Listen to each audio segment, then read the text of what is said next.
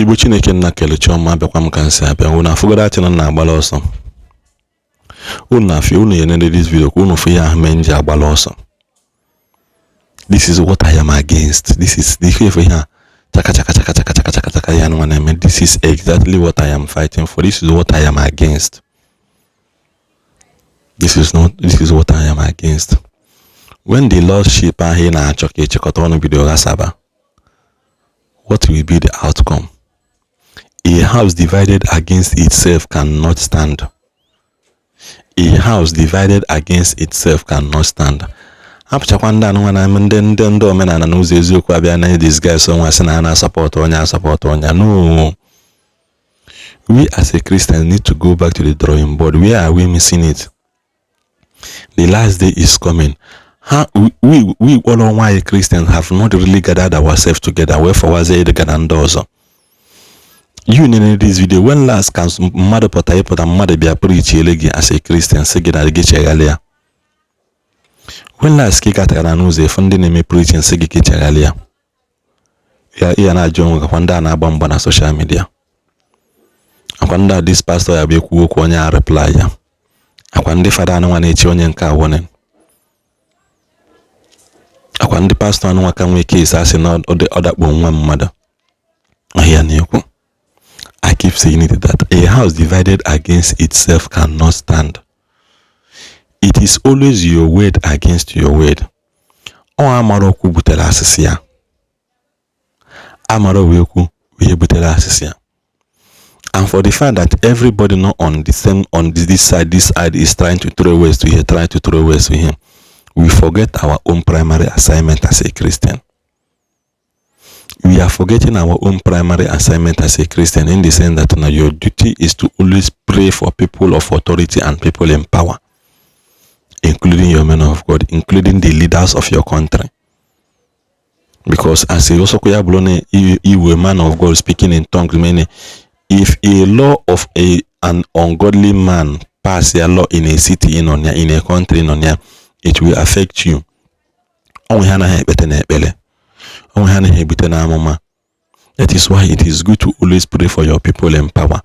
If a man being a Muslim decide that tomorrow saying now you regulate the church, now you will speaker in the church, and didn't know church in the whole of Nigeria, you will speaker and mosques everywhere, so we will sell speakers. Nature may teach with your own voice, no being. You people you have no option than to abide to the rules and regulation governing that place in on you. That is why I always say pray for your leaders. Pray for your men in power. Pray for your men of God. When see man of God in our support or like a author of words that will trigger anger from the congregation or from the lordship of another people. Because at the end of the day, all these things beginning is a proverb Jesus again. He was working and he was going about looking for workers in the vineyard. And when Dochota no toto, Ndochota if and Dochota Chaimogumba, then Dochota Chaha, Mbahabacha into the field, Mbo recalls they were making in order to pay them back. He paid each and every one of them equally. So in this case now, you people at Tibatana vineyard, what is the problem? I can name avoid from beginning. I don't give one I figure so what Kuno Gazi and Tukono no. He die hard follower of Reverend Father Ejike Mbaka regarding the topic Mbaka Nyelo on Sunday. Uno get this video. Kabaruti can come and subscribe. Tell him in a comment section. Like this video so that the video when we're getting no more viral. You as a Christian, no one he could give a porn again. You as a Christian, he will porn again. Only have a bar, make for there. Only have a bar, make for there. I'm gonna get a today. My evangelist Ebuka Mbaka. There is something going on. Man, Mbaka has not opened his mouth again the problem. And he keeps throwing words. Ebuka Obi has never opened his mouth again the problem. How can you as a person naga church aga? Jiwisi yaka ni mimari hena zona. Be careful. Be very, very careful. mana nkwuchasị m na amamaghị ekwu okwu na m na-eme nke a na m na-eme nke ọzọ, mana nwekwana ihe mma. That truth is what I know, and I will keep saying it ebe anọ nwa ntụpụ ka ọ dị na mgbe ọzọ. Since Sunday, na yuku bụ Reverend Fada Ejike Mbaka kwusiri okwu kwuo ka esi wee na-akparị ndị Reverend Fada na ndị Reverend Sister, wee kenekwe Fada Nwebe Joy na mbọ ọ gbara iji wee stop some nonsense na-aga on social media, iji wee fight ya some nonsense na-aga na the body of Christ. Unu watch, unu ga-afụ na that Sunday abịa m live video, but mmụọ mụ na eso bi ụwa sị m that I should drop that live video. I stopped. In fact, I deleted the live video. I have my reasons. Nke dị n'iru ka I tried as much as possible to gather some facts before I can be able to speak. But I am here to make it known to us that instead things will be getting better, things will be getting worse. The Bible says that my people perish for lack of knowledge. Sometimes ignorance abụrụ a disease. Mụwa na-ajụ ajụjụ, which way? What is Christianity going to turn out to be from now to the next 5-10 years? A ga na-agbagotezi mana altar ebe onye isi nchụaja na-ekwu okwu Chukwu maa ya ụra. A ga na-agwazi onye isi nchụaja otu ọ ga-esi wee na-ekwu okwu Chukwu ka o wee tọọ anyị ụtọ, ka o wee tọọ human being ụtọ. A ga na-emezi onye isi nchụaja ka ọ na-atụ egwu, ka ọ hapụ ikwu nke bụ eziokwu, maka okwuo ya ọ gbadata from ebe ọ nọ kwuo okwu Chukwu n'elu altar, etie ya ihe nji maka ya na-ekwu ya bụ abịa m geche okwu Chukwu Reverend Fada Ejike Mbaka kwuru na Sunday, ebe ọ kpatụchara aka maka ndị sista na ndị fada na ofu onye isi ministry nọ na Lagos. Because emechere m fu vidio a, because ihe ha na-eme bụ ekwuo maka ha ewe ebe ha dị at fault, vidio ewe ebe ha dị at fault, ekwuo maka ha gbara ọsịsọsọ je delete ya na their page ma their YouTube, ma mfuzi ya again, ịchọ ya na ma mfu ya. Mana people they more faster than them, that they went ahead of them to save and to download too many of those videos. Onye isi ministry, onye isi ụka ka nga mam ka m ga-esi kpịa mepee ọnụ si that one of his managers not allow us in the managers ya. He's trying to tell the audience that know a lot of manager to allow one sister chief ya a sister of a congregation that he doesn't want to mention. Na the sister bịa sị na God gwara ya na ya na ya ga-anụ. One, the people you are criticizing, you are under them. They see you as a lay person, that you are not yet qualified. I will not blame the Catholic Church. Mahasi na onye a dịbe qualified. Na onye a na-edere ego ọzụzụ na seminary. Onye a na-edere ego ọzụzụ ka o wee dị qualified, ka o wee mara ihe ọ na-eme, ka o wee guidance. Somebody that claims that he's spiritual, somebody that says that he's a prophet, somebody that claims to be holy, somebody that says that he's a virgin, somebody that says that he's righteous, more righteous and more holier than whoever that comes across him, that he's more perfect than every other person. Okwu rụrụ arụ, okwu na-adịrọ mma, okwu na-adịrọ mma ntị ịnụ. Onye isi nchụaja ada atọ okwu arụ were na-ekwu ya, ọ na-ekwu ya o chefuo ihe ọ sị na ọ bụ.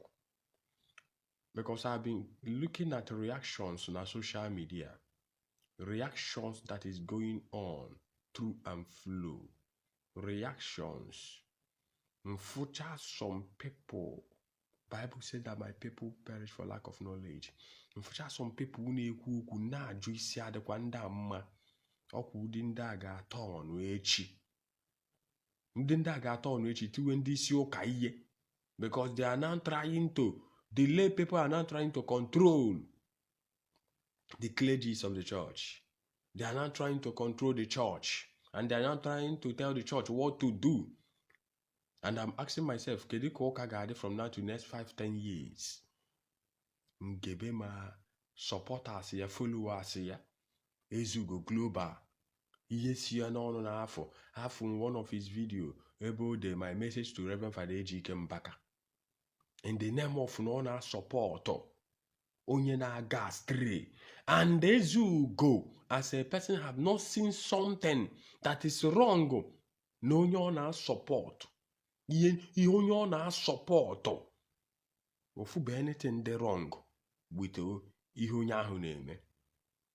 And he's bringing out accusations without providing any evidence. How Ogechi Okeke Njaka started. Eju Ogechi Osiki no evidence, no evidence needed in a phone here. I saw him where he was trying to promote a culture that Ogechi is coming out very soon. Na detention. Now, Ezugo Global is another Ogechi. Another Ogechi, because ọ bụ na agụ emere ihe o ji bụrụ agụ, ụmụ anụmanụ ndị ọzọ ewere ya mee ngwongwo. Ọ bụ na agụ emere ihe o ji bụrụ agụ, with the type of decision of na heaven take n'isi Ogechi. If these people cannot respect God, if these people amankwa ewu Chukwu ugwu, if these people aman respect God, kwa ye Chukwu ugwu, makwa na Chukwu kade, why then are they now calling themselves Christian? Respect anago na Christianity. Respect anago no ka. They are now misbehaving. They now glorify man more than God. Obuna time niile Ezugo Global wepute when na tato ọnụ na social media, na glorify mmadụ ibia, na alacha nwoke ibi ike, na exalt nwoke ibia, na adore nwoke ibia, ji makia, no respect for God. Now it is now clear to us that Ezugo Global na followers is only nwoke anụwa no Lagos State. Now no oyawa ka ha na-efe and not God. And he doesn't see anything wrong with what his followers is doing and what his members is doing. Ebe ikwe sie ike, ma ana akwaba gị ma n'onu. That is how Ogechi. That is how Ogechi is now facing the law. Cyberbullying. Now, I listened to Ezugo Global. Fuchi ihe ọ na-ekwu ka nna ya ukwu Reverend Father Ejike Mbaka ji wee zie ndị Ghana attack ministry brother ya. Ndị Ghana attack ihe brother ha na-eme. Ndị Ghana pụta na side ya. I wonder where he gets such information. And agbachaghị nkịtị fodu aka na-ekiri gị ka ị na-eme this arrant nonsense ị na-eme, and then na-ajụ kedebe ike gị for dede.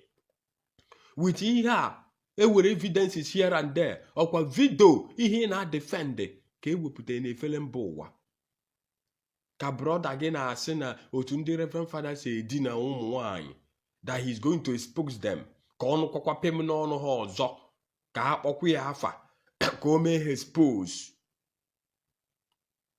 Otu ha si edina ụmụ nwanyị, otu Reverend Father nke a si wee nwaanyị n'obodo oyibo, wee nwaanyị n'obodo oyibo, otu sister nke a si wee mụọ nwa nọ na congregation dị otu nọ na nke a na ọka gbachie ha nkịtị, that is going to expose them.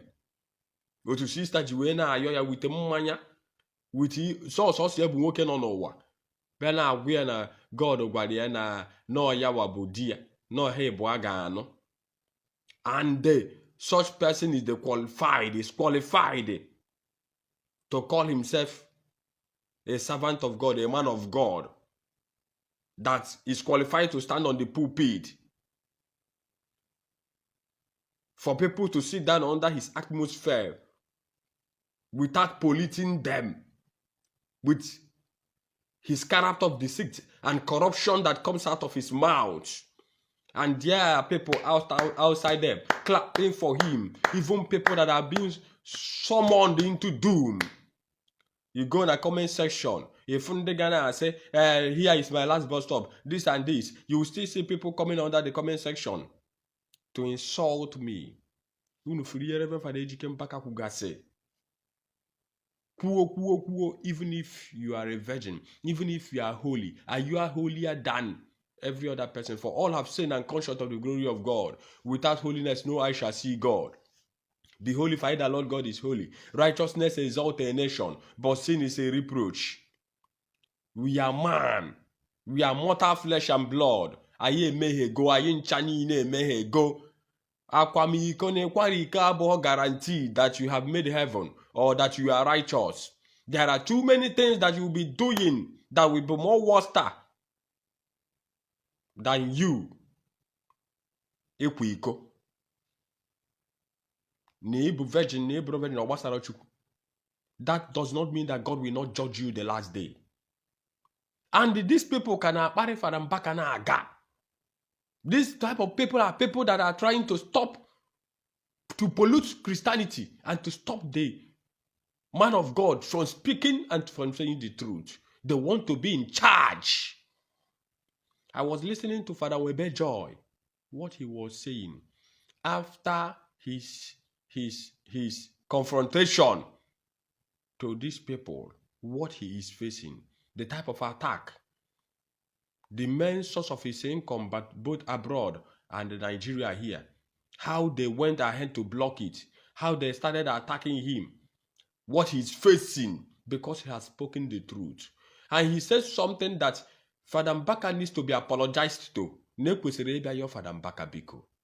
And I made it clear, as you go, warning is coming to you.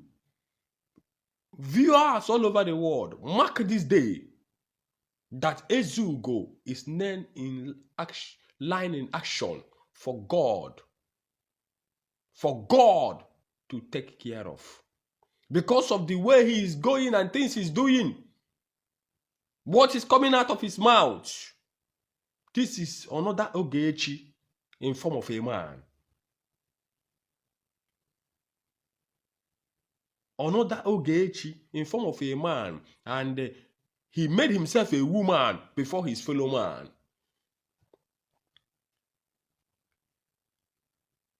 Onye kwuzie eziokwu ejemechi ebe o chere nri agbawe attack achọwa ndụ ya chọọ ka a ga-esi wepụ ya chọọ ka a ga-esi gbuo ya. I cannot even now go comfortably on the road. Calls I receive, be careful. They are trying to assassinate you. They are trying to kill you. They are looking for you. They are asking who you are. They are asking about your location. They are trusting you. But into the hands of God I commit my life. But people have always said, Ije man Onitsha, Onyana talk nonsense, this and that. Father Mbaka nebu ego, yakuwe, ona talk nonsense. He got Lagos, yeah, another here and there. But I'm now going to tell you people that the truth must be said. Agepunata ezioku. Oburu ni ihe anu na-emenu. No taka ụka dịbu, no taka Christianity dịbu. As early of 1970, 1980, the era that there was fear in the body of Christ. Onye ọbụla na-atụ egwu. 1990, ọ ga-abụ onye ozi Chukwu kwuo okwu. Ama na ọ na-eje ịbịa na mmezu. Egwu adị with ihe ịrịba ama Chukwu jigo onye ozi Chukwu bere Father Ejike Mbaka mee. Still, this generation, this type of group of people have decided to be a strong cabal that has come to destroy Christianity. coming into the shelter of Christianity, pretending that they are Christians. Why? They are wolves in sheep's clothing. They have made themselves almighty, that nobody can fight them. Even when you talk, get ready for their attack, because they must attack you. They are ready to spend their last blood. They are ready to spend the millions of money. They are ready to spend money in order to ifo na ha bringere ndị niile na-abịa stop ha ma ịgwa ha na ihe ha na-eme adịrọ mma. They are ready to see that they brought those people to an end. Ne ya me Fada Nwebe Joy. Onye gwa gị na ruo kịta that na these guys has not concluded, and they are ha na-akashi onwe ha obi. And the woman that they are ha na-ama ya aka n'iru is highly brutally connected, that they doesn't even ndị anyị na-ekwu ya ọkwa ọnwụ ka Ezugo Global na-ama. Mbọsị a ga-akpụrụ Ezugo Global kịta ị ga-afụ na ndị ọ na-agbachite ga-adị na-ayị ya. Ndị ọ na-agbachiteru, ndị ọ na-akwụchiteru na-agbachiteru will deny him in total. They would put a disclaimer on him na ha amara ihe ọ na-eme, na ọ bụrụ ha gbaziri ya ọrụ. They would deny him. Man, he's out there selling his conscience. Nọkọta na-ajụ, how many people will make this heaven? How many people will make this heaven? But all I know is that Fada Mbaka has sent out his message, and his message is coming with a strong warning. If you like, you do. If you like, you don't do. But let me tell you one thing: nobody born of a woman can stop God. Thank you.